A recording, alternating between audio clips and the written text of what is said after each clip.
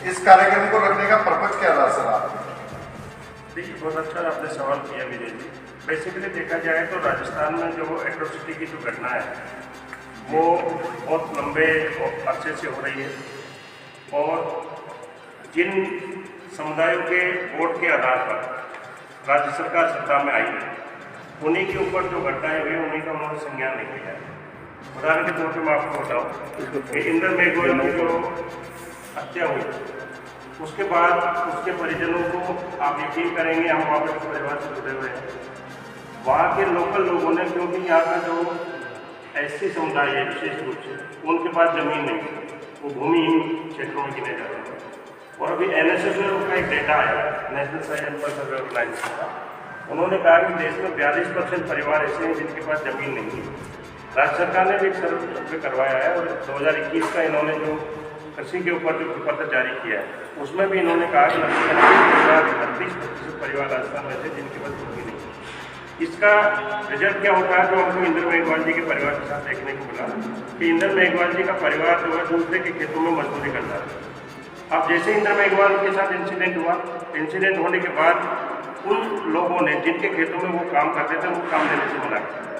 वो भूखे मरने की नौबत उनके परिवारों को आ गई। उसके लिए माननीय राष्ट्रीय अध्यक्ष हमारे चंद्रशेखर जी ने जयपुर में प्रेस कॉन्फ्रेंस की और हमने सरकार से पुरजोर तरीके से मांग की कि जब तक ये अन्याय अत्याचार की घटनाएं होती रहेगी तब तक जो है इनके साथ न्याय नहीं हो। तो हमने उनको सरकार को एक बिंदु सुझाया है और वो बिंदु ये है कि जो SC/ST एट्रोसिटी की जो घटनाएं होती है और करने वाले जो परिवार है, जो अत्याचार करने वाले जो परिवार है, उनकी संपत्ति को पूर्व करके सारी की सारी संपत्ति सरकार अपने कब्जे में ले, ताकि उनको भी पता लगे कि भाई जिनके पास भूमि नहीं होती है उनके साथ भूमि जब छीनती है तो उनके साथ कैसा न्याय है। दूसरी बात जो हम बात करते हैं, हमने, आप सब जानते हैं, देखिए ये हम आज़ादी का 75वां अमृत महोत्सव मिला, 75 साल आज़ाद होने के बावजूद भी इस देश में जो है जातिवाद का जहर और छुआछूत का कहर वो सबके सामने दिखाई देता है। इंदर मेघवाल का केस हो, जितेंद्र मेघवाल का केस हो जो मूछे रखने पर मार दिया जाता है, ओम प्रकाश देगर का केस हो, अभी हमने हमारे प्रदेश के मास्टर सूर्यवाल में की जी है, अभी फागी के पास गए और बाकी समाज के परिवारों का नाई है कटिंग करने से मना कर रहे। अभी हमने पिछले हफ्ते उनकी कटिंग करवाने के लिए बात की, पूरे उसमें समाज को समझाइश की। उसके बाद जो हमने दो में एक बैरवा समुदाय के व्यक्ति थे जिनकी बिनोरी नहीं निकाली जा रही। जब हमें स्वतंत्रता, समानता, बंधुत्व की बात हमारा सरकार कहता है तो फिर इन चीज़ों में हम भेदभाव क्यों करते हैं? तो ये सारे जो ज्वलंत जो मुद्दे हैं, इन सारे मुद्दों को लेकर के भीम आर्मी के संस्थापक और आज़ाद समाज पार्टी कांचीराम के राष्ट्रीय अध्यक्ष माननीय चंद्रशेखर जी लोगों को संबोधित करेंगे और आप मीडिया के मित्रों से बात करेंगे। आप सभी हमारी तरफ से बात में आमंत्रित है। आपको विधिवत जो आमंत्रण का कार्ड है वो हम आपको उससे पहले भेजा देंगे। जानकारी के अनुसार जिस तरीके से जनता के बीच में जानकारी चल रही है कि ये भीम आर्मी का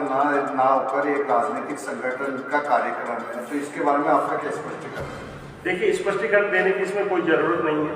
भीम आर्मी और आज़ाद समाज पार्टी दोनों एक ही संगठन है। हमने शुरुआती दौर में भीम आर्मी को सामाजिक संगठन के तौर पे हमने डेवलप किया और सामाजिक संगठन के तौर पे भीम आर्मी के जो हमारे जो जाबाज युवा है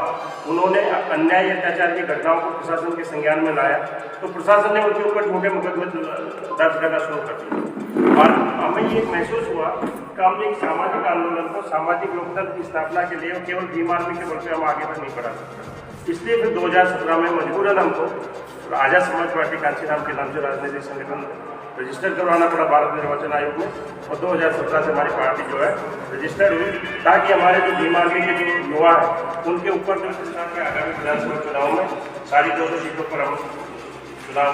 के लिए कैंडिडेट उतारेंगे और जो भी हमारा राजस्थान में 200 विधानसभा सीटों पर हम हमारे कैंडिडेट उतारेंगे और इसका अंतिम निर्णय हमारा राष्ट्रीय केंद्रीय नेतृत्व लेगा कि अल्टीमेटली हम किस फॉर्मेट में उसको जाना चाहिए।